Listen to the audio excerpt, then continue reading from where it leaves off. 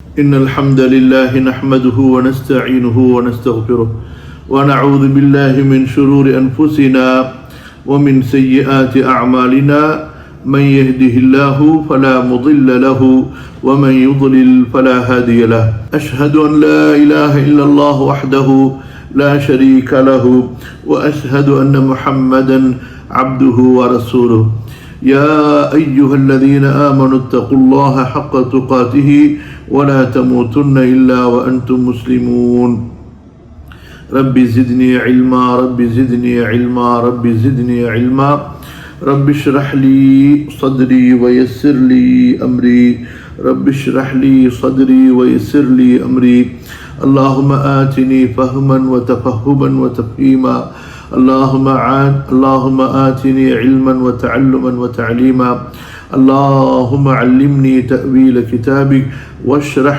صدري للقرآن وفقهني في سنة نبيك صلى الله عليه وسلم اللهم اجعلني من العلماء بدينك العاملين به والمعلمين له اللهم اغفر لجميع العلماء من المفسرين والمحدثين والفقهاء ولكل عالم خدم الدين ونصره ونشره ودعا إليه ولكل مجاهد في سبيلك بماله ونفسه اللهم ارض عنا جميعا وأرضنا عنك يا أرحم الراحمين.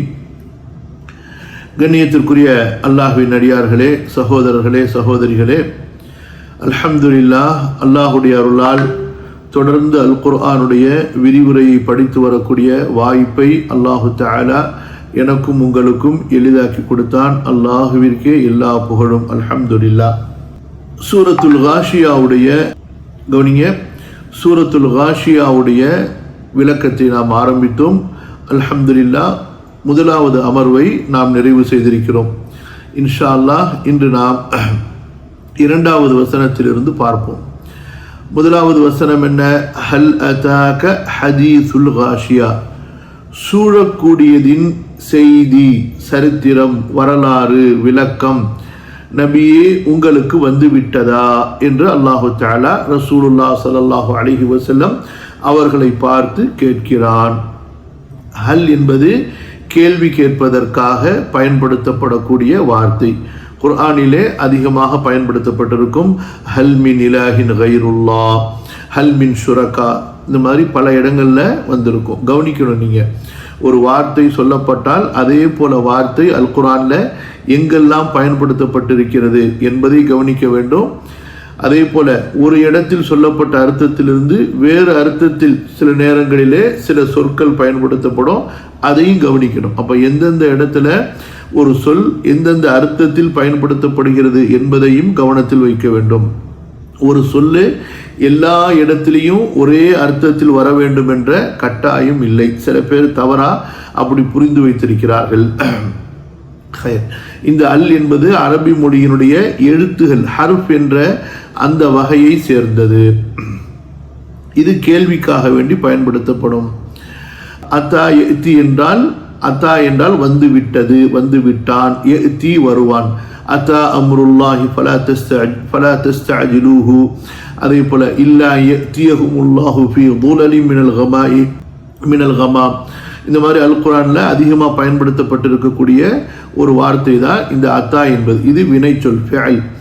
க உமக்கு அல்லது உன்னிடம், அதாவது யாரை பார்த்து அல்லாஹு தஆலா சொல்கிறான்? ரசூலுல்லாஹ் ஸல்லல்லாஹு அலைஹி வஸல்லம் அவர்களை பார்த்து. ஹல் அதாக, உம்மிடம் வந்து விட்டதா, உமக்கு வந்து விட்டதா நபியே. ஹதீசு, ஹதீஸ் என்றால் செய்தி, வரலாறு, சம்பவம், நிகழ்ச்சி, இந்த மாதிரி பல அர்த்தங்கள் வரும். அல் காஷியா, சூழக்கூடியது. சூழக்கூடியது என்றால் நரகமா மறுமையா, இரண்டு விதமான கருத்துகள் இருக்கின்றன. இந்த இரண்டு கருத்துகளுமே பொருந்தும். ஒரு குறிப்பிட்ட அர்த்தத்தை இங்கு வைக்க வேண்டும் என்று நமக்கு ஹதீஸிலிருந்து எந்த விதமான ஒரு உறுதியும் ஆதாரமும் இல்லாத காரணத்தினால ரெண்டு விளக்கங்களையும் நாம் எடுத்துக்கொள்ளலாம் என்று இமாம் தபரி ரஹிமஹுல்லா அவர்கள் கூறிய விளக்கத்தை முந்தைய அமர்விலே நாம் பார்த்தோம். கவனிங்க. ஹைர், இரண்டாவது வசனத்துக்கு போவோம் இன்ஷா அல்லாஹ். ஹல் அதாக ஹதீசுல் காஷியா உஜூஹுன் யௌமஇதின் காஷிஅத்துன், உஜூஹுன் யௌமஇதின் காஷிஅத்துன். உஜூஹுன், உஜூஹுன் என்பது வஜ்ஹுன் உடைய பன்மை. வஜ்ஹுன் என்றால் முகம், சரியா? உஜூஹுன் என்றால் முகங்கள். அதாவது என்ன அர்த்தம்? சில மனிதர்களுடைய முகங்கள் என்று அங்க கருத்து வரும். உஜூஹுன் முகங்கள், அதாவது முகத்தை சொல்லி மொத்த மனிதர்களும் அங்கே கருத்தில் கொள்ளப்படுவார்கள், எடுத்துக்கொள்ளப்படுவார்கள். உஜூஹுன் சில முகங்கள், யௌம இதின் அந்நாளில், ஹாஷிஅத்துன் கவனிங்க, பயந்ததாக இருக்கும், இது ஒரு அர்த்தம். இன்னொரு அர்த்தம் பணிந்ததாக இருக்கும், இன்னொரு அர்த்தம் அவமானப்பட்டதாக இருக்கும். அல்லாஹ் பாதுகாக்கணும், சரியா? கவனிங்க, வகவுலுஹு இமாம் தபரி சொல்கிறார்கள், உஜூஹுன் யௌம இதின் ஹாஷிஅத்துன் யகூலு தஆலா திக்ருஹு ஐ உஜூஹுன் யௌம இதின் வஹிய உஜூஹு அஹ்லில் குஃப்ரி பிஹி. யார் அல்லாஹுவை நிராகரித்தார்களோ, கவனிங்க, யார் அல்லாஹு தஆலாவை நிராகரித்தார்களோ, யார் அல்லாஹுவை நிராகரித்தார்களோ அவர்களுடைய முகங்கள். சரி, இப்ப அஹ்லுல் குஃப்ர் என்றால் யாரு? அல்லாஹுவே இல்லை என்று சொன்னவர்களா, அல்லது இது ஒரு விசாலமான அர்த்தத்தை உடைய வார்த்தையா? கவனிக்குமா, அதாவது அல் குஃப்ரு மில்லத்துன் வாஹிதத்துன், நிராகரிப்பு என்பது ஒரே மார்க்கம் தான். நிராகரிப்பு என்பது ஒரே மார்க்கம் தான். அதாவது என்ன அர்த்தம்? கவனிங்க, இணை வைப்பவர்கள், சிலைகளை வைத்து வணங்கக்கூடியவர்கள், அவர்களும் காபிர்கள். அதே போல தர்கா வழிபாடு செய்கிறாங்கல்ல, அதாவது அல்லாஹ் அல்லாதவர்களை வணங்குகிறார்கள் அல்லவா, முஸ்லிம்களாக இருந்து கொண்டோம். கபருக்கு போய் சுஜூது செய்கிறவங்க, கபரில் போய் தவாப் செய்கிறவங்க, கபரில் அடங்கி இருக்கவங்களிடத்துல போய் துவா கேட்கக்கூடியவங்க, அவங்களால நல்லது கெட்டது நமக்கு நடக்கும், அவங்களிடத்துல கேட்டால் அவங்க கொடுப்பாங்க, இந்த மாதிரி நம்பிக்கை கொள்ளக்கூடியவர்கள். அதே போல வேதம் கொடுக்கப்பட்ட யூதர்கள், கிறிஸ்துவர்கள்ல முஹம்மது ஸல்லல்லாஹு அலைஹி வஸல்லம் அவர்களை நம்பிக்கை கொள்ளாதவர்கள். அதே போல இந்த உம்மத்தில் இருக்கக்கூடிய முனாஃபிக் என்ற நயவஞ்சகர்கள். அவங்க யாரு? வெளியில இஸ்லாமை பேசுவார்கள், உள்ளத்திற்குள் இஸ்லாமுடைய அந்த வெறுப்பை மறைத்து வைத்திருப்பார்கள். புரியுதா? வெளியில இஸ்லாமை பேசுவார்கள், உள்ளத்திற்குள் அல்லாஹுவின் மீதோ நபியின் மீதோ அல்லது இஸ்லாமின் மீதோ வெறுப்பை வைத்திருப்பார்கள். இவர்களும் காஃபிர்கள் தான். அதே போல இஸ்லாமிய மார்க்கத்தில் இருந்து கொண்டு எந்த ஒரு செயலை செய்தால் ஒருவர் மார்க்கத்தை விட்டு வெளியேறி விடுவாரோ அந்த செயலை செய்யக்கூடியவர்கள். உதாரணத்துக்கு யாரு? அல்லாஹுவையும் ரசூலையும் எதிர்க்கக்கூடிய, அல்லாஹுவிடத்தில் ரசூலிடத்திலும் போரை அறிவித்த, இஸ்லாமிய மார்க்கத்தை எதிர்க்கக்கூடிய காஃபிர்களை உற்ற நண்பர்களாக, உற்ற தோழர்களாக, பாதுகாவலர்களாக எடுத்துக்கொள்வது. அத்தகைய மக்கள், அதாவது தங்களை முஸ்லிம் என்று சொன்னாலும் சரி, அவர்கள் மஸ்ஜிதுகளை கட்டினாலும் சரி, மஸ்ஜிதுகளை நிர்மாணித்தாலும் சரி, அவர்களும் குஃபார்கள் தான். புரியுதா? ஆக குஃபருடைய எந்த ஒரு செயலை செய்து அதிலிருந்து தௌபா செய்யாத நிலையில், கவனிங்க, குஃபருடைய செயலை செய்து தௌபா செய்யாத நிலையில் யார் இறந்து போனார்களோ அவர்கள் எல்லோருமே காஃபிர்கள். ஆக இந்த காஃபிர்கள் என்பவர்கள் பல கூட்டம், மூமின்கள் என்பவர்கள் ஒரே கூட்டம் தான். யார் அவர்கள்? யார் அல்லாஹுவை நம்பிக்கை கொண்டார்களோ, அவன் எப்படி நம்பிக்கை கொள்ள வேண்டும் என்று சொன்னானோ அந்த வழிமுறையில், யார் ரசூலுல்லாஹ் ஸல்லல்லாஹு அலைஹி வஸல்லம் நம்பிக்கை கொண்டார்களோ, எப்படி நபியை நம்பிக்கை கொள்ள வேண்டும் என்று அல்லாஹ் வழிகாட்டினானோ அந்த வழிமுறையில், அதற்கு பிறகு குர்ஆனில் சொல்லப்பட்டதையும் ஹதீஸுகளில் சொல்லப்பட்டதையும் எந்த விதமான குழப்பங்களும் இல்லாமல், மறுக்காமல், சந்தேகிக்காமல் யார் உள்ளது உள்ளபடியாக ஆதாரங்களை நம்பிக்கை கொண்டார்களோ அவர்கள் மட்டும்தான் முஃமின்கள். அவர்கள் இணை வைக்காத நிலையில் அவர்கள் இறப்பார்களேயானால் அவர்கள் தான் சொர்க்கத்திற்கு செல்வார்கள். யார் குஃப்ருல ஒரு காரியத்தை செய்துவிட்டு அதற்கு தௌபா செய்யாத நிலையில், கவனிங்க, குஃபருடைய காரியங்களில் ஒரு காரியத்தை செய்துவிட்டு தௌபா செய்யாத நிலையில் இறந்து விட்டார்களோ அவர்கள் எல்லாருமே குஃபார்கள்.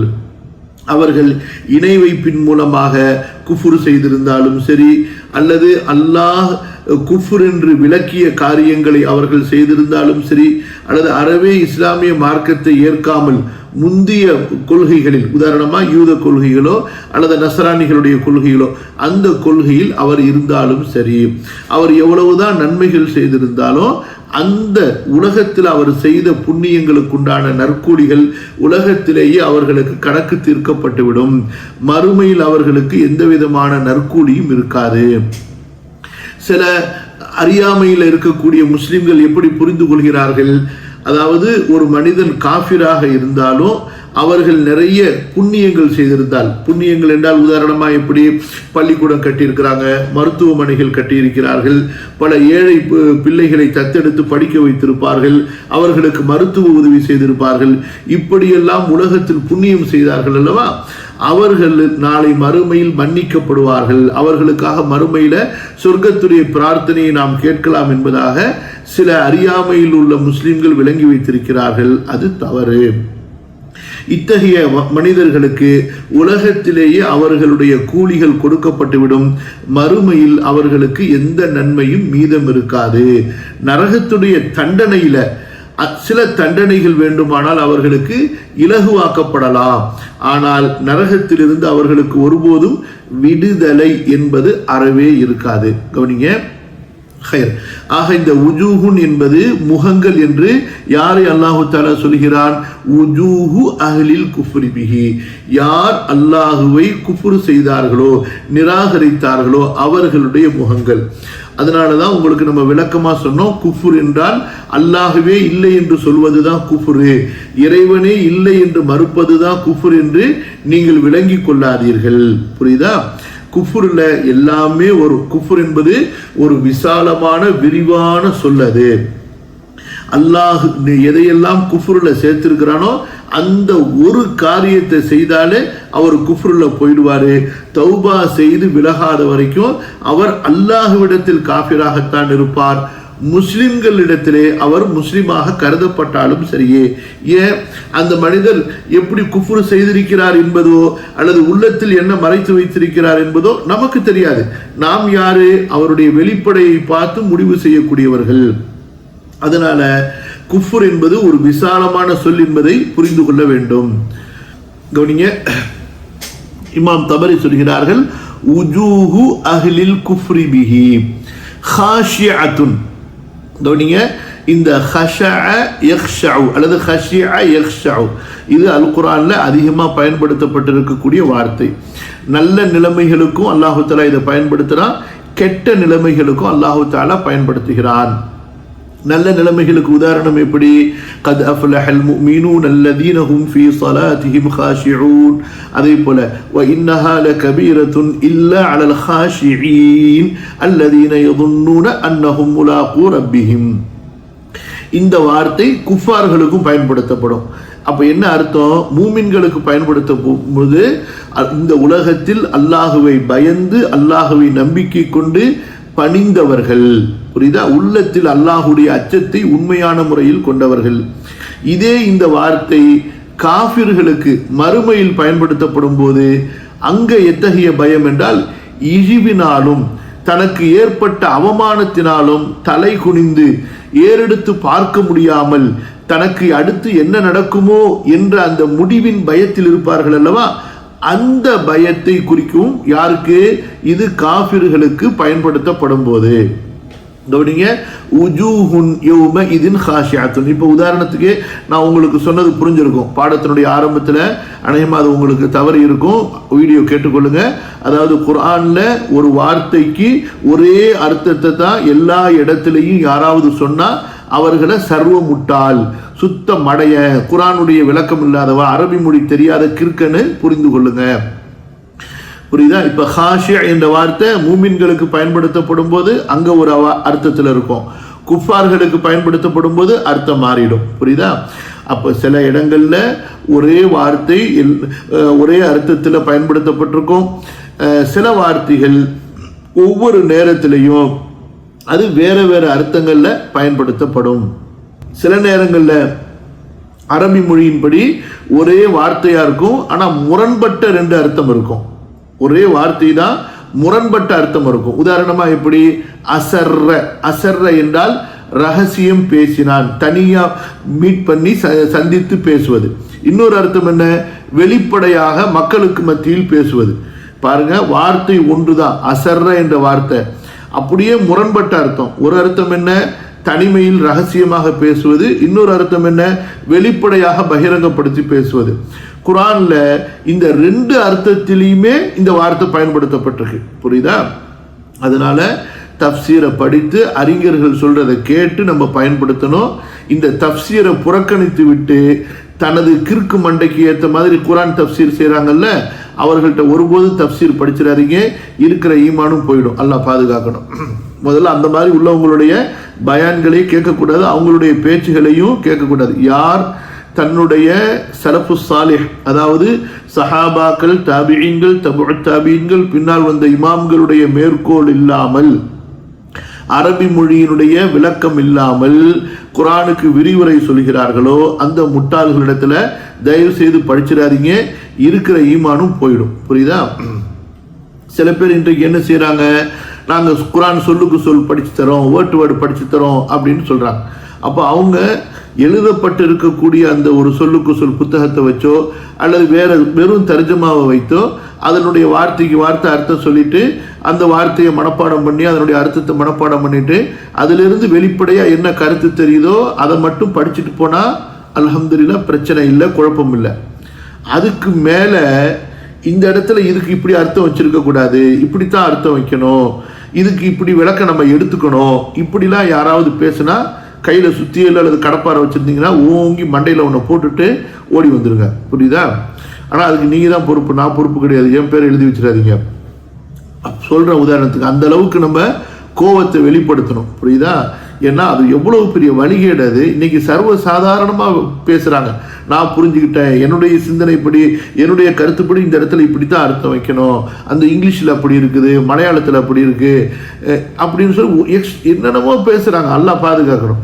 குர்ஆனுடைய தர்ஜமா செய்திருக்கக்கூடியவர்கள் பல தப்சீர்களை பார்த்து அவங்க அந்த இடத்துல எது பொருத்தமாக இருக்குன்னு யாராச்சும் ஒரு அறிஞர்களுடைய கருத்தை அவர் சொல்லியிருப்பார். புரியுதுங்களா? அதனால மற்ற தர்ஜமால சொல்லப்பட்டதை தவறு என்று முடிவு செய்து அதை விமர்சனம் பண்ணுவாங்க. புரியுதா? இவங்க ஜட்ஜ் ஆயிடுவாங்க, எந்த தர்ஜமா சரி. சில பேர் இன்னும் இதில் எந்த அளவுக்கு கிறுக்கு கூடிருச்சுன்னு சொன்னா ஒரு 5 தர்ஜமாவை வச்சுப்பாங்க. இந்த வசனத்தில் இவர் எழுதின தர்ஜமா கரெக்டாக இருக்கு, இதை வச்சுப்போம். இந்த வசனத்துக்கு அவர் எழுதின தர்ஜமா கரெக்டாக இருக்கு, அதை வச்சுப்போம் அப்படின்னு இவங்க சரியா தப்பாங்கிறத முடிவு செஞ்சுட்டு போவாங்க. அல்லாஹ் பாதுகாக்கணும். சரி, விஷயத்துக்கு வாங்க. ஹாஷிஅத்துன் உஜூஹுன் யௌமஇதின் ஹாஷிஅத்துன், உஜூஹுன் சில முகங்கள். அப்ப அந்த சில முகங்கள் யாருடைய முகங்கள்? உஜூஹு அஹ்லில் குஃப்ரி பிஹி, யாரெல்லாம் குஃப்ரில் சென்று விட்டார்களோ, அல்லாஹுடைய நிராகரிப்பிலே சென்று விட்டார்களோ அவர்களுடைய முகங்கள். அப்போ குஃப்ருன்னா என்ன? அதுக்கு தான் உங்களுக்கு தேவையான அளவுக்கு உண்டான அல்ஹம்துலில்லாஹ் அந்த விளக்கத்தை சொன்னோம், அதை மனசுல பதிய வைத்துக் கொள்ளணும். புரியுதா? குல் யா அய்யுஹல் காஃபிரூன் என்று சொல்லும்போது இது சிலை வணங்கிகளை பார்த்து மட்டுமல்ல, தர்கா வணங்கிகளையும் பார்த்து இது சொல்லப்படக்கூடிய வசனம் தான். நீங்க வணங்குற அல்லாஹ் வேற, நாங்க வணங்குற அல்லாஹ் வேற. நீங்க அல்லாஹ்வை எப்படி வணங்குறீங்க? ஷிர்க் செஞ்சு வணங்குறீங்க. அதே போல நீங்க அவுலியாக்களை வணங்குறீங்க. நாங்க அல்லாஹ் ஒருவனை மட்டுமே களப்பற்ற முறையில் பரிசுத்தமாக வணங்குகிறோம். வமா உமிரு இல்லா லியஅபுதுல்லாஹ முஹ்லிஸீன லஹுத்தீன் ஹுனஃபாஅ வ யுகீமுஸ் ஸலாத வ யுத்துஸ் ஸகாத வ ذلك தீனுல் கையிமா. நீங்க என்ன செய்யுங்க? இன்னைக்கு உங்களுக்கு வீட்டு வேலை என்ன? வீட்டு வேலை சட்டிப்பானையை உருட்டுறது இல்லை. என்ன வீட்டு வேலைன்னா முஹ்லிஸ், ஹாலிஸ், முஹ்லசூன், முஹ்லிசீன், அஹ்லஸ, இந்த மாதிரி குர்ஆன்ல எங்கெங்கெல்லாம் வார்த்தை வந்திருக்குன்னு தேடுங்க. தேடி அந்தந்த வசனங்கள் எல்லாம் அரபிலையும் அதனுடைய ஆங்கிலம் அல்லது தமிழ் மொழிபெயர்ப்பை எழுதி அந்த வசனத்தினுடைய கருத்தை இன்ஷா அல்லாஹ் புரிய முயற்சி செய்யுங்க. ஹாலிஸ், முஹ்லிஸ், முஹ்லிசீன, முஹ்லசீன, இந்த மாதிரி குர்ஆன்ல எங்கெங்கெல்லாம் பயன்படுத்தப்பட்டிருக்கோ அந்த வார்த்தைகள் எல்லாம் தேடி எழுதுங்க இன்ஷா அல்லாஹ். சரி, குர்ஆனோட ஆழமான தொடர்பு வேணும்னா எழுதுங்க. இல்ல சட்டிப்பானையோட நாங்க நின்னுக்கிறோம்னு சொன்னா அது உங்க விருப்பம். புரியுதா? அடுத்து கவனிங்க. கதாதா ரஹிமஹுல்லாஹ் என்ன விளக்கம் சொல்கிறார்கள்? ஹாஷிஅத்துன் என்றால் உஜூஹுன் யௌமஇதின் ஹாஷிஅத்துன் என்றால் என்ன அர்த்தம்? ஐ தலீலத்துன், அவமானப்பட்டிருக்கும், அல்லாஹ் பாதுகாக்கணும், கேவலப்பட்டிருக்கும், இழிவடைந்திருக்கும். புரியுதா? எங்க இழிவடையும் சொல்கிறார்கள், ஐ ஹாஷிஅத்துன் ஃபின்னார், நரக நெருப்பிலே அந்த முகங்கள் இழிவடைந்திருக்கும். எப்படி இருக்கும் சொல்லுங்க பார்க்கலாம். அதாவது முகத்திலேயே மலக்குகள் அடிப்பாங்க, சம்மட்டினால அடின்னு முகத்தில் அடிப்பாங்க. அந்த முகத்தை பிடிச்சி எப்படி இந்த ஒரு அதாவது சண்டையில் வெற்றி கொண்டவன் தோத்தவனுடைய முகத்தை வச்சு தரையில் தேய்க்கிறான், அந்த மாதிரி மலக்குகள் அந்த குஃபார்களுடைய முகங்களை நெருப்புல வச்சு தேய்வாங்க. அல்லது காலை பிடிச்சிக்கிட்டு அந்த முகம் நெருப்புல தேய்கிற மாதிரி இழுத்துக்கிட்டு போவாங்க. அந்த நெருப்பு எப்படி இருக்கும்? முற்களால் செய்யப்பட்ட நெருப்பு, முள்ளால இருக்கும், அதுல இழுத்துக்கிட்டு போவாங்க தர தர தர தரன்னு சொல்லிட்டு. புரியுதா? அப்ப இந்த மாதிரியான கேவலப்படுவார்கள் யாரு? அந்த அல்லாஹுக்கு குஃப்ரு செய்தவர்கள். புரியுதா? உஜூஹுன் யௌமஇதின் ஹாஷிஅத்துன். இன்ஷா அல்லாஹ் இன்றைய அமர்வுல நம்ம பெரும்பகுதி இமாம் தபரி என்ன விளக்கம் சொல்லி கொண்டிருக்கிறார்கள் என்பதை மட்டுமே நம்ம பார்த்துட்டு போவோம். இன்ஷா அல்லாஹ் முடிஞ்ச அளவுக்கு இந்த சூறால எத்தனை ஆயத்துகள் அதிகமாக படிக்க முடியுமோ இன்று படிப்பதற்கு நாம் முயற்சி செய்வோம். கவனிங்க, உஜூஹுன் யௌமஇதின் ஹாஷிஅத்துன் ஆமிலத்துன், வேலை செய்து கொண்டிருக்கும். என்னங்க வேலை செய்யும்? இமாம் தபரி சொல்கிறார்கள், ஐ ஆமிலத்துன் ஃபின்னார், நரக நெருப்பிலே அது வேலை செய்து கொண்டிருக்கும். நரகத்தில் சும்மா இருக்க முடியாது, ரெஸ்ட் எடுக்க முடியாது. இங்க இருந்து அங்க துரத்துவான் அல்லாஹு தாலா, நேரா மலையில ஏற சொல்லுவான். ஏற மாட்டேன்னு சொன்னான்னா அதாவது குப்புற படுக்க போட்டு உச்சங்கால பிடிச்சி மலையில ஏற்றுவாரு, ஏற்றி அங்கே இருந்து உருட்டி விடுவாரு. அங்கே அது நெருப்பாலான மலையா இருக்கும், முற்களால் ஆன மலையா இருக்கும். அங்கேருந்து கீழே உருண்டு விழுந்த உடனே அப்புறம் அவனை பிடிச்சிட்டு போய் நெருப்பு தண்ணியில, அதாவது கொதிக்கிற தண்ணியில வச்சு முக்குன்னு முக்குவாரு. அதுக்கப்புறமா நல்ல குளிர்ந்த தண்ணீர், கட்டுமையான குளிரா இருக்கும், உச்சத்துல உச்சம் போய் சேர்ந்துருக்கும் அந்த குளிர், அதுல வச்சு முக்குவாரு. அப்புறம் எடுத்துட்டு கள்ளி மரத்தை கொடுத்து தின்னு அடிப்பாரு. அல்லது என்ன செய்வாரு, அங்கிருந்து கொண்டு நரகவாசிகளுடைய சீல் சலங்கள் எல்லாம் கொதித்து கொண்டு இருக்கும் அல்லவா, அந்த குளத்துக்கு கூட்டிட்டு போய் இங்க முக்குடான்னு சொல்லிட்டு அவனை அங்க முக்க வைப்பாரு. அந்த தண்ணி எடுத்து வாயில ஊத்துவாரு. அல்லது நேரா ஒரு ஃபால்ஸ் ஒன்று இருக்கும், நெருப்பு தண்ணியா கொட்டிக்கிட்டே இருக்கும், அதுல கொண்டு போய் வச்சு அவனை குளிக்க வைப்பாரு. இந்த மாதிரி அவனுக்கு நரகத்துல ஓய்வே இருக்காது. ஒரு அதாபிலிருந்து இன்னொரு அதாபுக்கு அவன் மாறிக்கொண்டே இருப்பான். ஆமிலத்துன், நரகத்திலே அவன் வேலை செய்து கொண்டே இருப்பான். நாசிபத்துன், கலைத்து கொண்டே இருப்பான். அப்ப எப்படி சொல்லுங்க பார்க்கலாம். சாதாரணமா நடந்து வந்தாலே ஒரு மனிதனுக்கு வலிக்குதுன்னு சொன்னா எவ்வளவு உயரம். இன்னைக்கு உலகத்திலேயே உயரமான ஒரு மலையை நீங்க கற்பனை செய்ய, எவரெஸ்ட் மலைன்னு சொல்றாங்க, அதுக்கு மேல இருக்கான்னு தெரியல. புரியுதா? அந்த மலையை, அதெல்லாம் என்ன நரகத்துடைய மலைகளை ஒப்பிட்டு ஒண்ணுமே கிடையாது, ஒரு தூசி அது. அப்ப அவ்வளவு பெரிய மலையிலிருந்து ஒருத்தனை உருட்டி விட்டு கீழே வந்த உடனே அலாக்கா அப்படியே தூக்கி கொண்டு போய் நெருப்பு குளத்துல முக்கி எடுத்தாலோ, அல்லது சீல் சலத்துல முக்கி எடுத்தாலோ, அல்லது கொதிக்கிற தண்ணியுடைய ஃபால்ஸ்ல அவனை நிக்க வச்சாலோ, அல்லது சம்மட்டியால போட்டு அடின்னு அடிச்சாலோ எப்படி இருக்கும் பாருங்க. கற்பனை செஞ்சு பாருங்க. அல்லாஹ் அக்பர். ஏன் நபிமார்களும் நல்லவர்களும் அழுதாங்க, பயந்தாங்க. அவங்களால இந்த உலகத்துல ஒரு நிமிஷம் கூட நிம்மதியா இருக்க முடியல. காரணம் என்னன்னு சொன்னா அந்த நரகத்துடைய தண்டனையின் மீது உண்டான பயம்தான். புரியுதா? அந்த நரகத்தை பத்தி நம்ம அதிகமா பேசணும், நரகத்தை பத்தி அதிகமா படிக்கணும், அதிகமா பேசணும். அப்பதான் நம்முடைய யக்கீன் சரியாகும். இந்த துன்யாவை அமலுக்காக வேண்டி நம்ம ஆக்கிக்கொள்வோம். ஆமிலத்துன், வேலை செய்து கொண்டே இருக்கும். நாசிபத்துன், கலைத்து கொண்டே இருக்கும். சரி, இப்ப இந்த ஆமிலத்துன் நாசிபத்துன் என்பதற்கு என்னென்ன அர்த்தங்கள் எல்லாம் அறிஞர்கள் சொல்லி இருக்கிறார்கள் என்பதை இப்ப நம்ம பார்ப்போம். இப்னு அப்பாஸ் ரலியல்லாஹு அன்ஹுமா அவர்கள் சொல்கிறார்கள், ஃபஇன்னஹா தஅமலு வ தன்ஸிபு வ தன்ஸபு ஃபின்னாரி. அதாவது இந்த அதாவது கவனிங்க, பாவிகள் காஃபிர்கள் இருக்கிறார்கள் அல்லவா, இந்த காஃபிர்களுடைய முகங்கள் நரகத்திலே வேலை செய்து கொண்டே இருக்கும், கலைத்து கொண்டே இருக்கும். இப்னு அப்பாஸ் ரலியல்லாஹு அன்ஹுமா இந்த கருத்தை சொல்கிறார்கள். ஃபஇன்னஹா தஅமலு ஃபின்னார் வ தன்ஸபு மினன் நார். அடுத்து ஹசன் பஸ்ரி ரஹ்மத்துல்லாஹி அலைஹி அவர்கள் என்ன விளக்கம் சொல்கிறார்கள்? இதே விளக்கம் தான், இன்னும் கொஞ்சம் இதை அதாவது ரொம்ப ஒரு எச்சரிக்கையா சொல்கிறார்கள். அதாவது இமாம் ஹசன் பஸ்ரி சொல்கிறார்கள், قال لم تعمل لله في الدنيا فأعملها في النار. இந்த உலகத்தில் இருக்கும் பொழுது அவர்கள் அல்லாஹ்விற்காக ஒரு வேலையும் செய்யவில்லை. தொழுகையோ, நோன்போ, ஜகாத்தோ, ஹஜ்ஜோ, தஸ்பீஹோ, திக்ரோ, எந்த அமலையும் எந்த ஒரு வேலையையும் அவர்கள் இந்த உலகத்தில் இருக்கும்போது அல்லாஹுக்காக அவர்கள் செய்யவில்லை. எனவே அல்லாஹு தஆலா அவர்களை நரகத்திலே வைத்து அவர்களை வேலை செய்ய வைத்தான். நரகத்தில் அவர்களை வேலையில் ஈடுபடுத்தினான். புரியுதா? அப்ப இந்த துன்யால கஷ்டப்பட்டு அமல் செய்தோமே ஆனால் சொர்க்கத்தில் போய் நாம் இன்பமாக, சுகமாக, மகிழ்ச்சியாக இருக்கலாம். இந்த துன்யால அமல் செய்யறதுக்கு ஒருவன் சோம்பேறிப்படுவானே ஆனால், அமலை அலட்சியம் செய்வானே ஆனால், இவனுக்கு நாளைக்கு மறுமையில எந்த விதமான ராகத்து ஓய்வுமே இருக்காது. பயங்கரமான துன்பத்திற்கு அவன் ஆளாகுவான், பயங்கரமான சிரமத்திற்கு ஆளாகுவான். இமாம் ஹசன் பஸ்ரி சொல்கிறார்கள், அல்லாஹ் அக்பர், பயங்கரமான எச்சரிக்கை இந்த வார்த்தை. அவர்கள் உலகத்திலே ஒரு அமலையும் அல்லாஹ்வுக்காக செய்யவில்லை.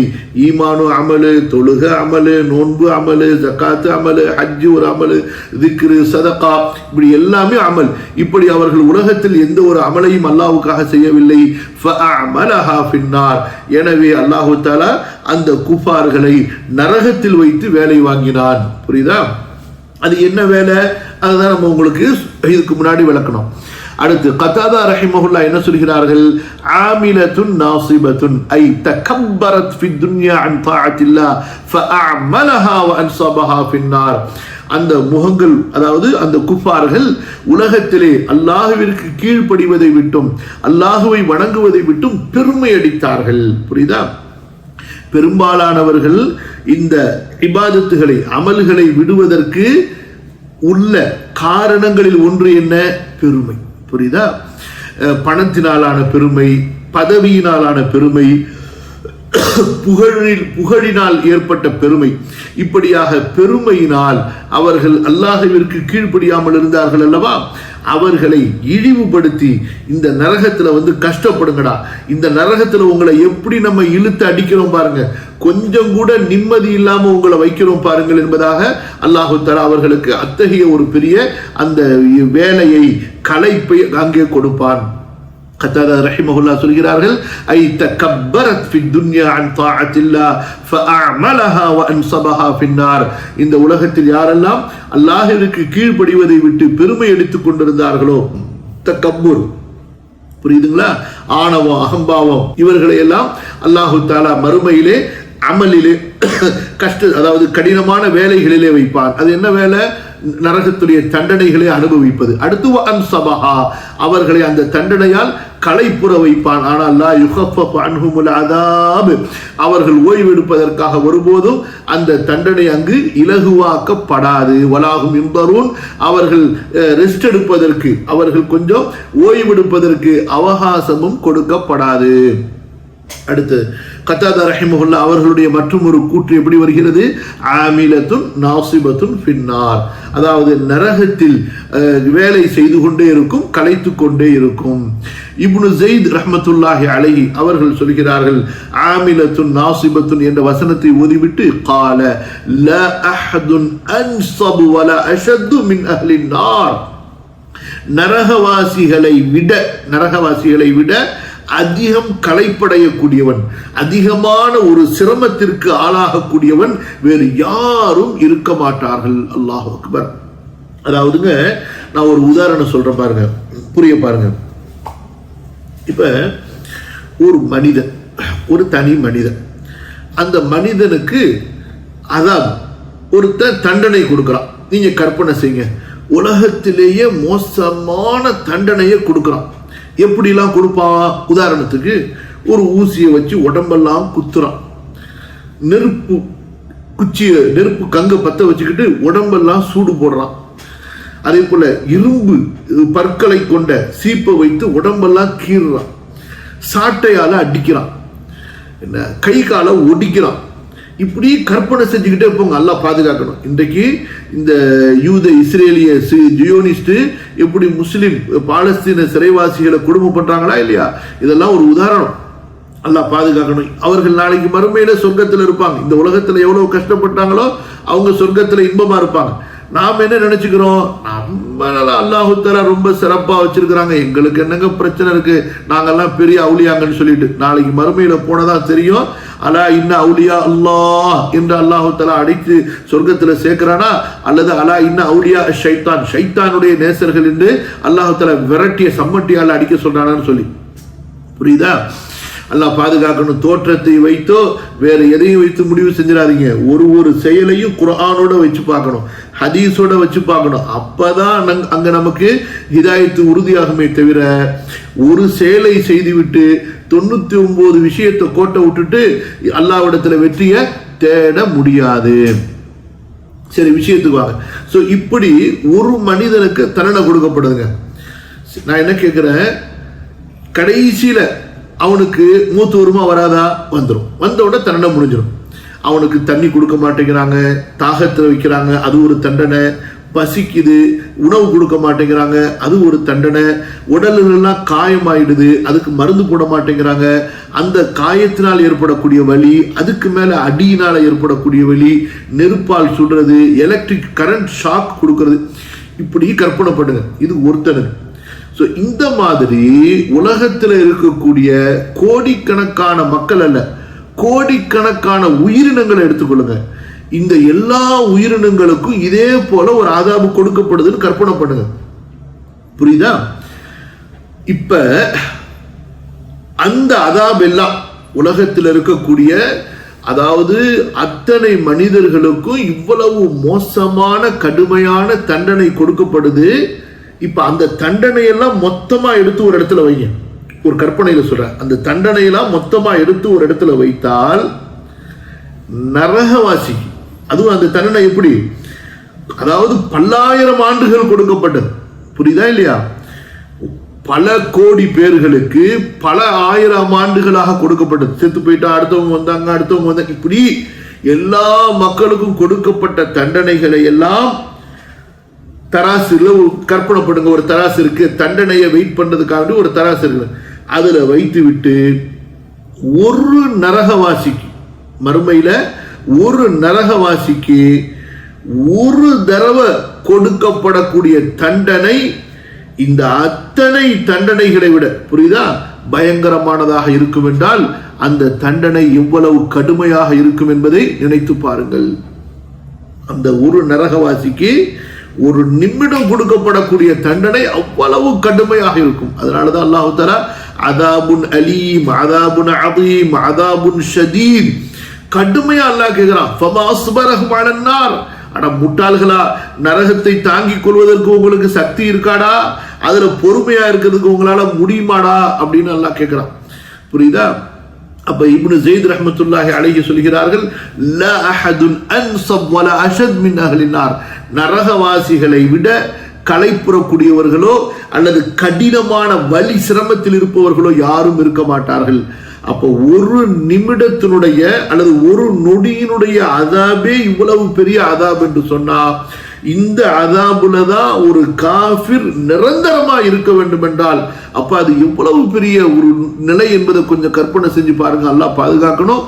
அதே போல ஒரு பெரும்பாவத்துக்கு அல்லாஹ் தஆலா ஒரு குறிப்பிட்ட கால தண்டனையை வைத்திருந்தானே, ஆனால் அந்த காலத்து வரைக்கும் அந்த ஒரு பாவியான ஒரு முஸ்லிம் படக்கூடிய அதாபை நினைத்து பார்க்க வேண்டும். புரியுதா?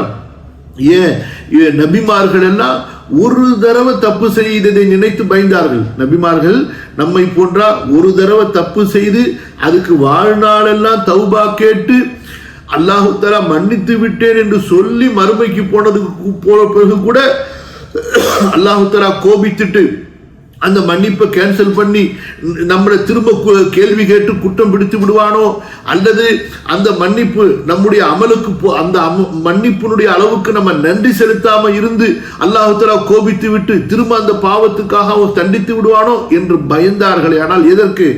ஒரு பிரச்சனைக்கு, ஒரு தப்புக்கு இன்று மூட்டை கணக்குல, டன்னு கணக்குல, லோரி கணக்குல நம்ம சேர்த்து வச்சிருக்கிறோமே. அல்லாஹ் பாதுகாக்கணும். தௌபா செய்யறோம், திரும்ப போறோம், தௌபா செய்யறோம், திரும்ப போறோம், கொஞ்ச நாள்ல சுத்தமா மறந்துடுறோம். நாம தான் உலகத்திலேயே உத்தமர் என்று நினைத்து கொண்டிருக்கிறோம். நம்முடைய நிலைமையை நினைச்சு பார்க்கணும். அல்லாஹ் பாதுகாக்கணும். அதனால தினைக்கு இஸ்திக்ஃபார் செஞ்சுக்கிட்டே இருக்கணும், பாவங்கள் மன்னிக்கப்படக்கூடிய செயல்களை செய்து கொண்டே இருக்கணும். அதே போல தௌபாவும் கேட்டுக்கொண்டே இருக்கணும். நம்மிடத்துல ஒரு பெரும்பாவம் இருக்கிறது என்று தெரியுமே ஆனால் அல்லாஹ் பாதுகாக்கணும். உடனே விரைந்து அல்லாஹ்விடத்தில் நாம் தௌபா செய்து மன்னிக்கப்பட்டவர்களாக மரணிப்பதற்கு நாம் அல்லாஹ்விடத்தில் துஆ செய்து கொண்டே இருக்க வேண்டும். புரியுதா? ஆக ஆமிலத்துன் நாசிபத்துன் என்பதற்கு இமாம் தபரி ரஹிமஹுல்லா அவர்கள் அறிஞர்கள் மூலமாக கூறிய கருத்துக்களை பார்த்தோம். இப்னு கசீர்ல குர்துபில இன்னும் பல கருத்துகள் இருக்கு. அதை நம்ம இன்ஷா அல்லாஹ் பிறகு தனி ஒரு அமர்வுல நாம் பார்ப்போம். கவனிங்க. ஹல் அதாக ஹதீஸுல் காஷியா உஜூஹு யௌமஇதின் காஷிஅ ஆமிலத்துன் நாசிபத்துன். அடுத்து கவனிங்க. தஸ்லா நாரன் ஹாமியா, தஸ்லா நாரன் ஹாமியா. இப்ப இந்த தஸ்லா நாரன் ஹாமியா, தஸ்லா என்றால் சலிய யஸ்லா, அதாவது நெருப்புக்குள் தள்ளுவது. புரியுதா? நெருப்புக்குள்ள தள்ளி ஒன்ன பொசுக்கிறது. அதனாலதான் அரபியில் ஷாத்துன் மஸ்லியத்துன்னு சொல்லுவாங்க. நெருப்புல போட்டு வாட்டி எடுப்பாங்க பாருங்க, வெறும் நெருப்புல போட்டு வாட்டி எடுக்கிறது. அந்த காலத்துல சட்டி பானை எதுவுமே பயணத்தில் இல்லைங்கும் போது அப்ப வேட்டையாடி அதை ஒரு குச்சில குத்தி நெருப்புக்கு அங்க மூட்டி அதுல சுட்டு எடுப்பாங்க. புரியுதுங்களா? அந்த மாதிரி செயலுக்கு தான் அஸ்லா யுஸ்லி சலிய யஸ்லா வரும். தஸ்லா நுழையும், யாரு? அந்த முகங்கள். புரியுதுங்களா? ஐ ஹாதிஹில் உஜூ நாரன் ஹாமியத்தன். நாரன்னா நெருப்பு, ஹாமியத்தன்னா எல்லை கடந்து எரிந்து கொண்டிருக்கக்கூடிய, அதாவது அதுக்கு மேல அதை எரிக்க முடியாது, அவ்வளவுதான் ஃபைனல் அந்த டிகிரிக்கு போய் அதை எத்திருச்சு. நாரன் ஹாமியத்தன் கத் ஹமியத் வஷ்தத்த ஹர்ருஹா. அந்த நெருப்பு சூடாகி சூடாகி காய்ந்து காய்ந்து அதனுடைய அந்த உஷ்ணம் எல்லை கடந்திருக்கும், கடினமாக ஆகியிருக்கும். தஸ்லா என்பது பிஃபத்ஹில் ஃபா பிமஅனா தஸ்லா அல் வுஜூ. இப்ப கிராத்துக்கு போயிட்டோம். தஸ்லா சலிய யஸ்லா, அதுல இருந்து முன்னசுடைய சிகா தஸ்லா என்றும் அறிஞர்கள் ஓதி இருக்கிறார்கள். அபு அம்ர் என்ற காரி அவர்கள் துஸ்லா, அதாவது ஃபஅல் மஜ்ஹூல். தஸ்லா என்றால் ஃபஅல் மஅரூஃப், துஸ்லா என்றால் ஃபஅல் மஜ்ஹூல், அதாவது நரக நெருப்பில் நுழைக்கப்படும். புரியுதா? தஸ்லானா நரக நெருப்பில் நுழையும் என்ற அர்த்தம்.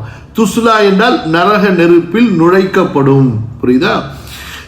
அதனுடைய அரபி மொழியின்படி நேரடி அர்த்தம் என்ன? தஸ்லா நாரன் ஹாமிர். அதாவது தஸ்லா என்பது வெறும் நுழையிறதுக்கு சொல்ல மாட்டாங்க. வெறும் நுழையிறதுக்கு அரபில தஹல எதுகுலு, அதே போல வரத எரிதுங்கிற வார்த்தை தான். நெருப்புக்குள்ளார போறது இருக்கு பாருங்க, அதுக்கு தான் இந்த வார்த்தை பயன்படுத்தப்படும். புரியுதுங்களா? நல்லா கவனிக்கணும். தஸ்லா இது மாரூஃப். துஸ்லா நெருப்புக்குள் போடப்படும், நெருப்புக்குள் தள்ளப்படும், நெருப்பில் பொசுக்கப்படும். துஸ்லான்னு படிச்சா அப்ப தஸ்லா என்றும் படிக்கலாம், துஸ்லா என்றும் படிக்கலாம். அதுக்கு அடுத்தது தஸ்லா நாரன் ஹாமியா. ரெண்டு கிராத்துமே ரொம்ப ஏற்றமான கிராத் என்று இமாம் தபரி அவர்கள் சொல்கிறார்கள். ரெண்டுடைய அர்த்தமும் மிக சரியான அர்த்தம்.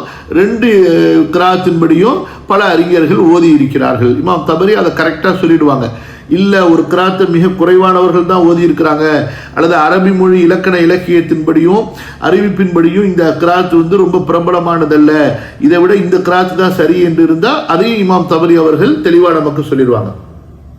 தஸ்லா நாரன், நாரன் என்றால் நெருப்பு, நரகம். ஹாமியத்தன், நல்லா கவனிங்க. இப்ப நெருப்போட வர்றதுனால இங்க என்ன அர்த்தம் வைப்போம்? கடினமாக கொதிக்கக்கூடிய, எரியக்கூடிய என்று அர்த்தம் வைப்போம். அடுத்து والقول في ذلك أنهما قراءتان صحيحتا المعنى فبأيتهما قرأ القارئ فمصيب. அதே போல அரபி மொழியில ஹமீம் என்று ஒரு வார்த்தை இருக்கு. ஹமீம், மா அன் ஹமீமா. மா அன் ஹமீமா என்பதற்கு ரெண்டு அர்த்தம். ஒரு அர்த்தம் என்ன?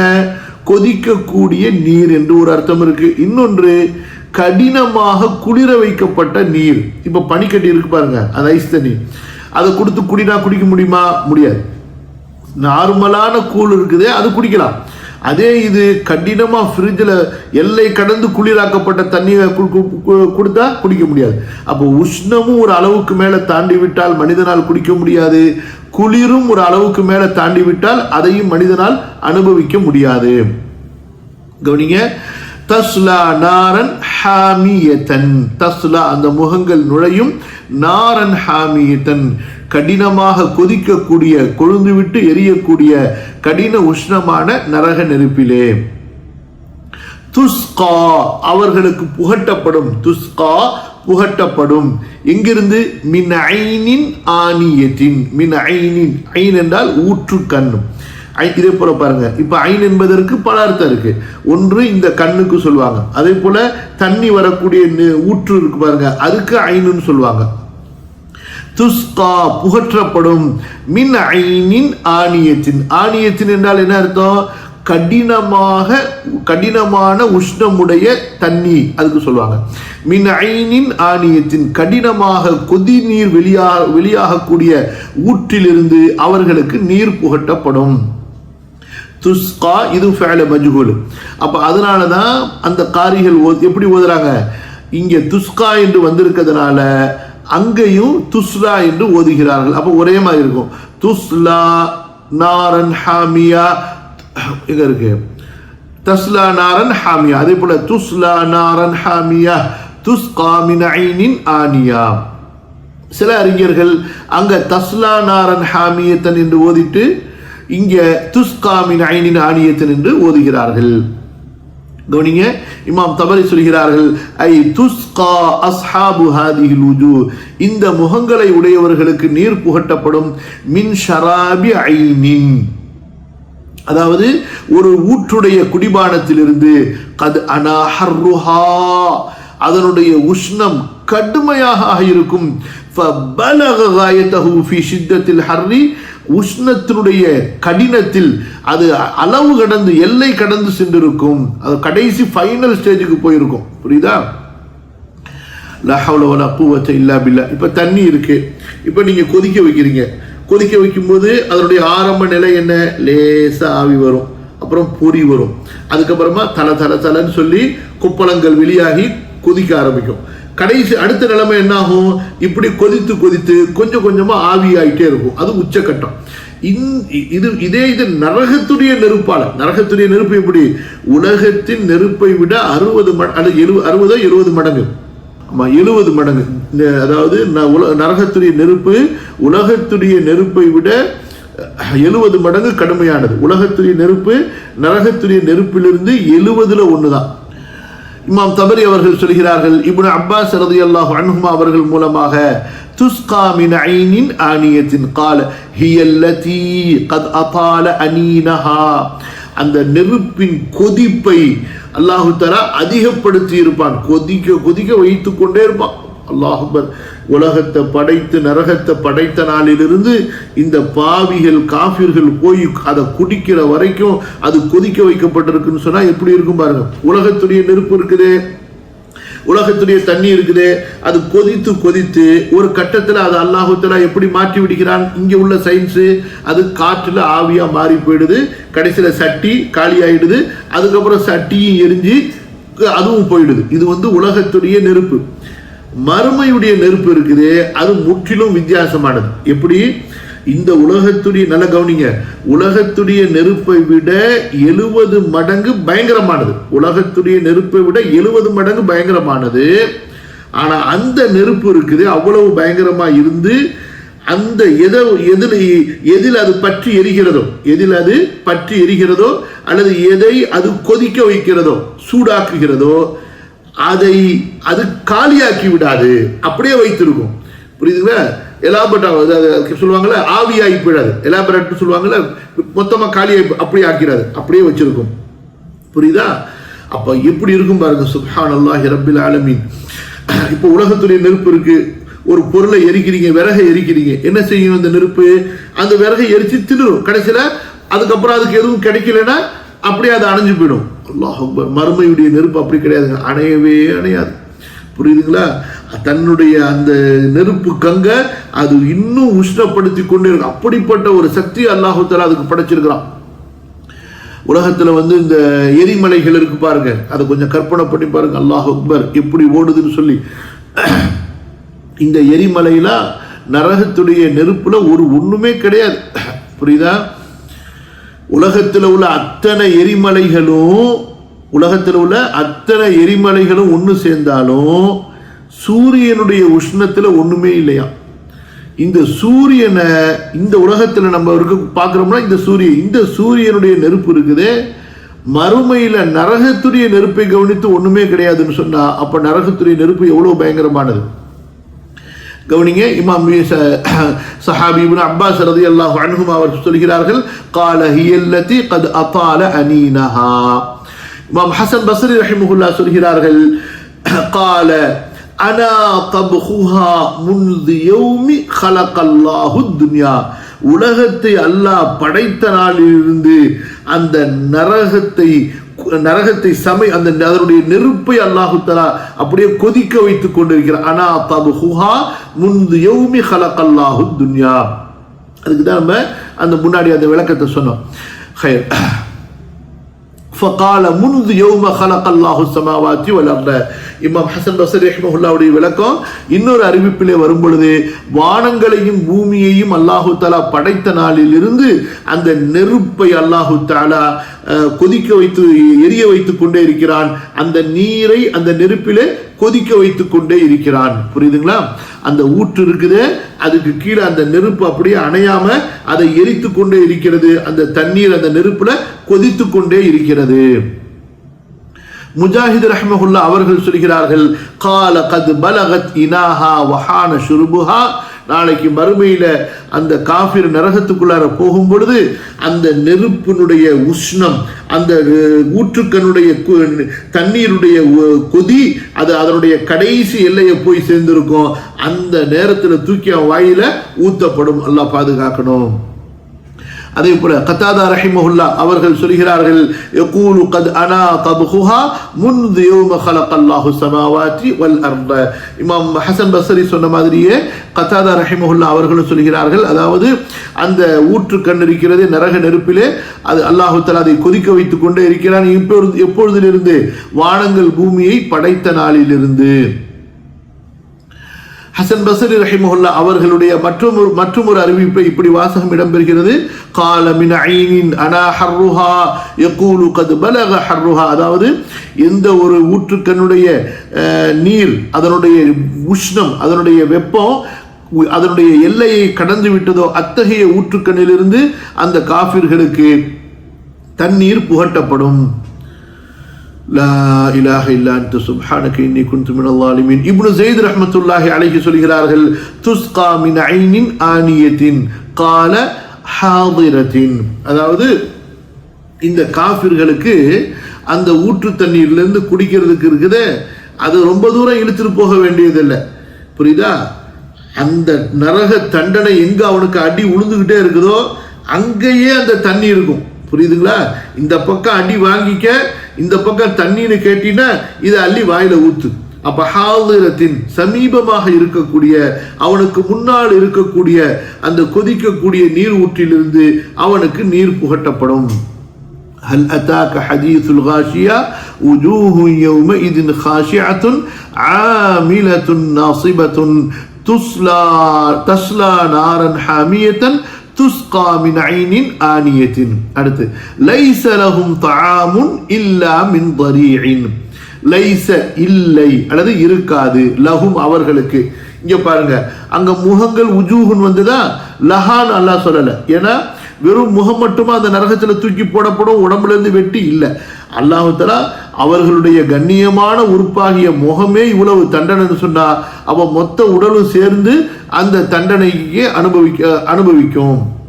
நம்ம தமிழ்ல யாரையாவது திட்டுறதா இருந்தா முகத்தை பாரு அப்படின்னு சொல்றாங்களா இல்லையா? ஏன்னா முகத்தை சொன்னா மொத்த மனிதனையும் எடுத்துக்கொள்ளப்படும். முகத்தையே ஒரு மனுஷன் திட்டுறானா அப்புறம் மொத்த மனிதனை எப்படி திட்டுவான் பாருங்க. லைஸ லஹும் அவர்களுக்கு இல்லை, தஆமுன் உணவு, இல்லா தவிர, மின் தரீஇன் தரீ' என்பதிலிருந்தே தவிர அவர்களுக்கு உணவு இருக்காது. சரி, இப்ப தரீ' என்றால் என்ன? அதுக்கு விளக்கம் பார்ப்போம். நம்ம தமிழ்ல சொல்றதா இருந்தா இந்த சப்பாத்தி செடின்னு ஒரு செடி இருக்கும். சப்பாத்தி செடி பச்சை கலரில் இருக்கும், பட்டையாக இருக்கும், அது வந்து முள்ளு முள்ளாக இருக்கும். புரியுதா? அரபியில் இதுக்கு தரியன்னு சொல்லுவாங்க, அதே போல் ஷப்ரக்னு சொல்லுவாங்க. யகூலு தஆலா லைஸ லிஹாஉலாஇ அல்லதீன ஹும் அஸ்ஹாபுல் காஷிஅத்தி அல்ஆமிலத்தி நாஸிபத்தி யௌமல் கியாமத்தி தஆமுன் இல்லா மா யத்அமூனஹு மின் தரீஇன். இந்த மக்கள் யார்? அவர்கள் பயந்த, பணிந்த, கேவலப்பட்ட, நரகத்திலே கடுமையாக கஷ்டப்படக்கூடிய, களைத்து போகக்கூடிய இவர்கள் இருக்கிறார்களே, இவர்களுக்கு நாளை மறுமையிலே ருசியான இன்பமான உணவுகள் இருக்காது. அதாவது கள்ளி மரங்களில் இருந்தே தவிர, கள்ளி மரங்களில் இருந்துதான் அவர்கள் உணவருந்துவார்கள். அதுவும் நெருப்பால் இருக்கும், கசக்கும், விஷமா இருக்கும். அந்த விஷம் உடல்ல போய் அப்படியே அணுவா அவர்களை வேதனை செய்யும். அதோடு சேர்த்து அது முள்ளினால் செய்யப்பட்டதாக படைக்கப்பட்டதாக இருக்கும். அதே போல அது நெருப்பினால் உருவாக்கப்பட்டதாக இருக்கும். இன்றைய மரம் எப்படி கட்டையினால இருக்குதோ, நரகத்தில் அந்த செடிகள் எல்லாம் நெருப்பினால் ஆனதாக இருக்கும். இக்ரிமா ரஹ்மத்துல்லாஹி அலைஹி இந்த லரிய என்பதற்கு விளக்கம் சொல்லும்போது, قال هي شجرة ذات شوك لاطئة بالأرض, பூமியோட பூமியா ஒட்டி இருக்கக்கூடிய முற்கள் நிறைந்த செடியாகும்.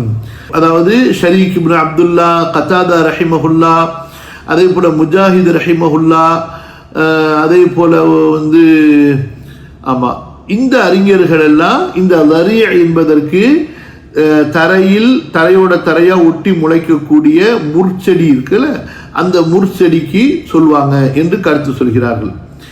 சில அறிஞர்கள் யார் அவங்க? உதாரணமா சயீத் இப்னு ஜுபைர், சயீத் இப்னு முஸையப், அவங்க என்ன கருத்து சொல்கிறார்கள் என்றால், அதாவது கிப்ரீத்னு ஒரு கல் இருக்கு, இந்த பாதரசம்னு சொல்லுவாங்க.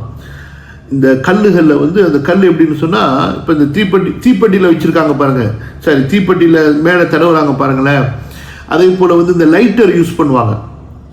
இந்த லைட்டர் இருக்குல்ல, அந்த லைட்டரில் வந்து ஒரு கல் இருக்கும், கீழே வந்து கேஸ் இருக்கும். இப்படி அடித்த உடனே அந்த இரும்பு அந்த கல்லில் பட்டவுடனே அந்த கேஸ் வரும்போது டக்குன்னு பற்றி எரியுது பாருங்க. அந்த கல் இருக்குது, அது ரொம்ப வேகமாக நெருப்பு பற்ற வைக்கும். காடுகளுக்கெல்லாம் அந்த காலத்தில் போகும் பொழுது அந்த கல்லை தான் எடுத்துட்டு போவாங்க. எவ்வளவுதான் மரம் பச்சையாக இருந்தாலும் அந்த கல்லையும் சாதாரண கல்லையும் எடுத்து தேய்ச்சோம்னா உடனே தேய்க்க நெருப்பு அப்படியே கங்கா வந்துகிட்டு இருக்கும். புரியுதுங்களா? அந்த கல்லை நெருப்பெல்லாம் மூட்டி வச்சிருப்பான். அந்த கல் எப்படின்னு சொன்னா, இந்த துனியாலேயே மற்ற நெருப்பை விட அதுல வரக்கூடிய நெருப்பு ரொம்ப பயங்கரமா இருக்கும். அந்த கற்கள் அவனுக்கு உணவாக அங்கே கொடுக்கப்படும். எல்லாம் பாதுகாக்கணும். சாப்பாடையே கொதிச்சா அது சாப்பிட முடியாதுன்னு சொன்னா, கொதித்து எரியக்கூடிய அந்த நெருப்புக்கல்ல வாயில வச்சு போட்டு தின்னுடான்னு சொன்னா எப்படி முடியும் சொல்லுங்க? சயீத் இப்னு முஸையப் சொல்கிறார்கள், லைஸ லஹும் தஆமுன் இல்லா மின் தரீ' قال الحجارة. இது இரண்டாவது கருத்து. அடுத்த கருத்து யார் சொல்கிறார்கள்? இப்னு அப்பாஸ் ரலியல்லாஹு அன்ஹுமா, அதே போல இப்னு ஸைத் ரஹ்மத்துல்லாஹி அலைஹி, இவர்கள் என்ன சொல்கிறார்கள் என்றால், லரி என்பது நரகத்தில் இருக்கக்கூடிய ஒரு வகையான மரம் என்று சொல்கிறார்கள். அப்ப இந்த கருத்தும் முன்னாடி உள்ள கருத்தும் ஒத்து போகக்கூடியது. அவங்க செடின்னு சொன்னாங்க, பூமியோட பூமியா ஒட்டி வளரக்கூடிய செடின்னு சொன்னாங்க. இவங்க உயரமா வளரக்கூடிய மரம்னு சொல்றாங்க. கால அஸ்ஸரீஉ அஷ்ஷௌகு மினன் நார், நரகத்தில் உள்ள ஒரு முள் மரம். قال أما في الدنيا فإن الضريع الشوك اليابس الذي ليس له ورق. இந்த பூமியில லரிய என்பது தரையோட தரையா ஒட்டி வளரக்கூடிய காய்ந்து போன இலைகள் இல்லாத அந்த முற்செடிக்கு சொல்லப்படும். அந்த கள்ளி மரம் இருக்கு பாருங்க, சப்பாத்தி செடின்னு சொல்றாங்களா, அதுல வந்து இலைகள் இருக்காது, பட்டையா முள்ளா அதுதான் அப்படியே இருக்கும். புரியுதுங்களா? இந்த மூன்று வகையான விளக்கங்களை இமாம் தபரி அவர்கள் சொல்லிவிட்டு அவங்க கடந்து போயிடுறாங்க. அப்ப என்ன அர்த்தம்? மொழியின்படி இந்த மூன்று வகையான அர்த்தங்களுக்கும் இந்த அதாவது ஆயத்து இடம் கொடுக்கக்கூடியதாக இருக்கிறது. கவனிங்க, ஹல் அதாக ஹதீசுல் காஷியா உஜூஹுன் யௌமஇதின் காஷிஅத்துன் ஆமிலத்துன் நாஸிபத்துன் தஸ்லா நாரன் ஹாமியா تسقى من عين آنية ليس لهم طعام إلا من ضريع لا يسمن ولا يغني من جوع. லா யுஸ்மினு, அந்த செடி அல்லது அந்த மரம், அந்த உணவு கொழுக்க வைக்காது, வலா யுக்னி இன்னும் தடுக்காது மின் ஜூஇன் பசியை அப்படியும் சொல்லலாம் அர்த்தம். அல்லது வலா யுக்னி பலன் தராது மின் ஜூஇன் பசிக்கு, அதாவது பசிக்கு அவன் சாப்பிட்டான்னு சொன்னா பசி போகுமா, பசியை அது போக்காது. இமாம் தபரி ரஹ்மத்துல்லாஹி சொல்கிறார்கள், யகூலு லா யுஸ்மினு ஹாதா தரீஉ யௌமல் கியாமா, மறுமை நாளிலே இந்த முர் செடி இருக்கிறதே, அக்கலதஹு மின் அஹ்லினார், நரகவாசிகளிலிருந்து யார் இதை சாப்பிடுகிறார்களோ அவர்களை கொழுக்க வைக்காது. நரகத்தில் மனுஷன் பசி பட்டினில செத்து செத்து அப்படியே உடம்பும் தோலுமாகி போயிடுவானா. புரியுதுங்களா? எல்லாம் பாதுகாக்கணும். எப்படி விகாரமா இருக்கும். வலா யுக்னி மின் ஜூஇன் யகூலு வலா யுஷ்பிஉஹும், அவர்களை வயிறு நிரம்பச் செய்யாது. மின் ஜூஇன் யுஸீபுஹும், அவர்களுக்கு ஏற்படக்கூடிய பசியிலிருந்து அவர்களை வயிறு நிரம்ப வைக்காது. அதாவது நரகத்துடைய தண்டனைகளில் ஒரு தண்டனை என்ன? கடுமையான பசியை அல்லாஹு தஆலா அந்த நரகவாசிகள் மீது சாட்டி விடுவான். அதே போல கடுமையான தாகத்தையும் அல்லாஹு தஆலா சாட்டி விடுவான். ஒரே நேரத்தில் உச்சக்கட்ட பசியும் உச்சக்கட்ட தாகமும் ஒன்னா சேர்ந்தா எப்படி இருக்கு நிலைமை பாருங்க. சில தாபீன்கள் தாபீன்களுடைய அறிவிப்புகளில் வருவதை பார்க்கிறோம்.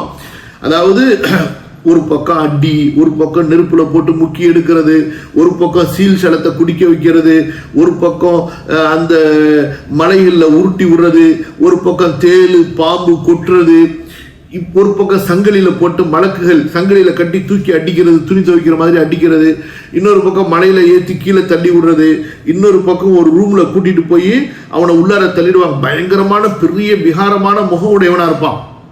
இந்த ஸ்க்ரூ டிரைவர் டைட் பண்றாங்க பாருங்களேன், பொருளை வந்து டைட் பண்ணி இந்த பேப்பர்லாம் பஞ்ச் பண்ணுவாங்க, அப்படியே அழுத்துவாங்க, ப்ரெஸ் பண்ணுவாங்க, பார்க்க இவ்வளோ பெருசா இருக்கும், அப்படியே ப்ரெஸ் பண்ணி கடைசியில் இவ்வளோ தூரத்துக்கு கொண்டு வந்துடுவாங்க. அந்த மாதிரி பிரசிங் ஒரு இருட்டு அறையில நெருப்பால் செய்யப்பட்ட இரும்பு நெருப்பினால் செய்யப்பட்ட ரூம்ல போட்டு அப்படியே அந்த ரூமை மலக்கு டைட் பண்ணுவார் பாருங்க. நரகவாசி பெருசா விகாரமா இருப்பான். அப்படியே அவனை டைட் பண்ணி மவனை வச்சு நசுக்குனா எப்படி இருக்கும் பாருங்க. எங்கேயாவது கை கதவுக்குள்ளார மாட்டிக்கிட்டா எப்படி இருக்குது விரல். அல்லாஹ் அக்பர். சில பேர் மிஷின்ல மாட்டிப்பாங்க, எல்லாம் பாதுகாக்கணும், செத்து போனவங்க எல்லாம் இருக்காங்க. இந்த மாதிரி மலக்கு வச்சு நசுக்குவார். இதெல்லாம் நடந்துகிட்டு இருக்கும் பொழுது இதோட சேர்த்து அவனுக்கு பசியும் கூட வந்ததுன்னு வைத்துக் கொள்ளுங்க, தாகமும் கூட வந்ததுன்னு வைத்துக் கொள்ளுங்க, எப்படி இருக்கும்.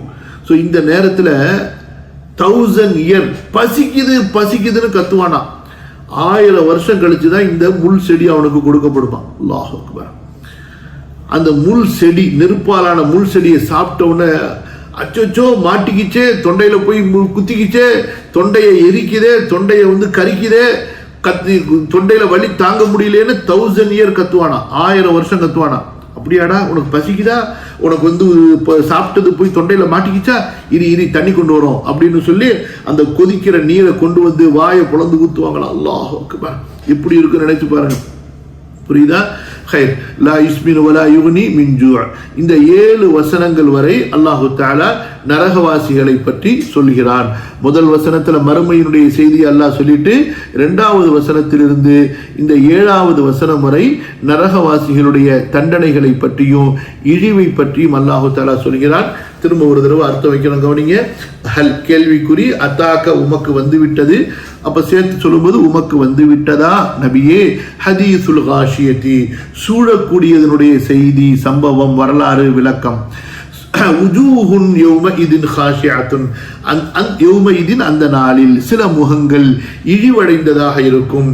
ஆமிலத்துன் உழைத்து கொண்டே இருக்கும். நரகத்துல அது கடினமான வேலையில இருந்து கொண்டே இருக்கும். நாசிபத்துன் களைத்து போயிருக்கும். தஸ்லா நாரன் ஹாமியத்தன் கொதிக்கக்கூடிய அந்த நரக நெருப்பிலே அது உள்ளே நுழைந்து கொண்டே இருக்கும். துஸ்கா மின் ஐனின் ஆனியத்தின் கடினமான உஷ்ணமான ஊற்றுக்கண்ணிலிருந்து நீர் புகட்டப்படும். லைசலகும் அவர்களுக்கு இல்லை, தாமுன் எந்த விதமான உணவும், இல்லா மின் தரீஇன் கள்ளி மரத்திலிருந்தே தவிர, லா யுஸ்மினு அந்த உணவு கொழுக்க வைக்காது, வலா யுக்னி மின் ஜூஇன் பசியை போக்காது. அல்லாஹ் தஆலா நம் அனைவரையும் நரக நெருப்பிலிருந்து பாதுகாப்பானாக. நம்முடைய சந்ததிகளையும் நம்முடைய பெற்றோர்களையும் மூமின்கள் முஸ்லிம்கள் அனைவரையும் அல்லாஹ் தஆலா நரக நெருப்பிலிருந்து பாதுகாப்பானாக. நம்மை அவனுடைய அருளாலும் கருணையாலும் சொர்க்கவாசிகளில் சேர்த்தருள்வானாக. ஆமீன்.